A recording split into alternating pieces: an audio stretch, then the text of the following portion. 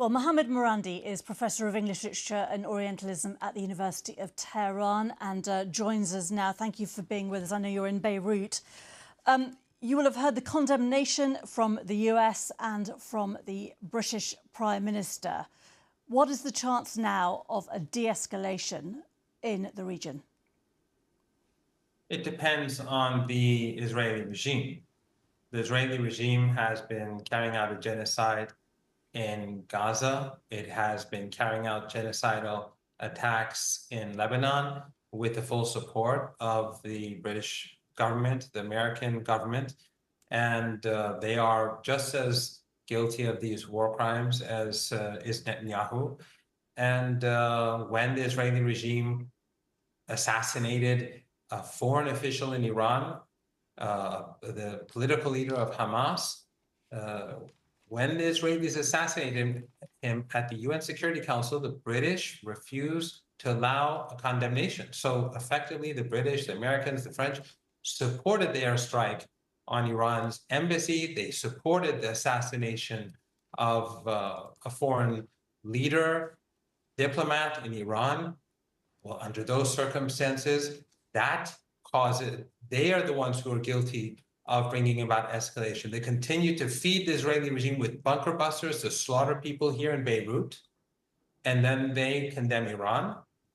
I think people should be very careful about what's happening. One of your guests said that the Iranian attacks didn't cause any damage. I'm glad to know that he knows all the results of the airstrikes before the Israelis know about them. But the fact is that this is the tip of the iceberg. Iran has many underground cities that they made after the invasion of Iraq and Afghanistan by the Americans to defend the country against a possible invasion. Iran has hundreds of thousands of missiles. If they want to go after the Israeli regime, they'll destroy it. But So the question is, are we basically seeing direct war now between Iran and Israel? Because the US has also said so far there is no sign of, mercifully, as they see it, of course, of anyone being injured or hurt as a result of these strikes in Israel. But Iran has said this was only the first wave. Are you expecting a further attack from Iran to Israel? I'm very confident that the Israelis have suffered a major blow, and I understand how the Israelis and the Americans would hide their losses and their damage. That really doesn't bother us. What is important is that the Americans understand that Netanyahu needs this war. And if Netanyahu gets his war and the Americans get involved, all the US assets in the Persian Gulf will be gone. And those countries that host them, they will be gone. Those missiles and drones will destroy all the oil and gas installations and the ships and the tankers that carry them. They'll be swept away in Iraq. The resistance in Iraq will deal with the Americans. Do the Americans want that? That will lead to a global economic crisis that we haven't seen since 1929 and will be worse than that. And then you will, after the global economy collapses, you'll have millions of people on the move. Do the people of England, the United States, Europe, is that what they want?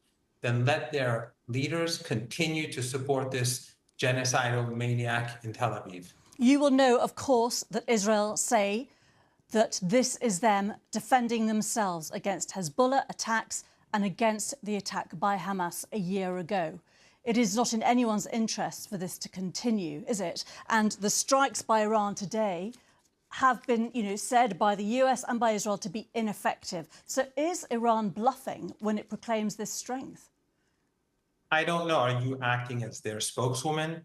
I'm asking questions as a journalist, as you know. The Iranian strikes were very effective, and I think the Israeli regime should be very wary about striking back at Iran, because Iran has already said if they strike back, we will beat them to submission.